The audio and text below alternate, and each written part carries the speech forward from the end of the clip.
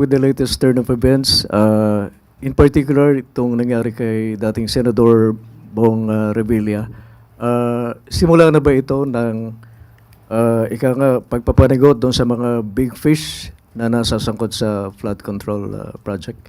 Hindi po siya simula. Halos nasa gitna na nga po siguro tayo eh. Dahil tandaan po natin bago magpasko, marami na po ang nagkaroon ng warrant of arrest. Marami na na-issue ng warrant of arrest. Isa rito, hindi lang siguro tinutulong ng iba, na big fish ang Diskaya. Sila po ay naaresto. Si Sara Diskaya ay napa-aresto, napakulong bago magpasko. So, hindi po ito yung initial na pagpapanagot sa mga sinasabing big fish. Anong naging reaksyon ng Pangulo? Nalungkot ba siya lalo't alam natin na magkaalyado sila and kasama pa siya sa ticket nung huling senatorial election. Anong naging pakaramdam dito ng Pangulo?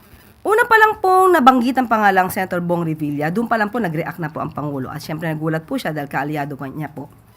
Pero sabi nga niya po, makailang ulit sabihin niya, kahit nga po kaalyado, kung kailangan imbestigahan, dapat imbestigahan.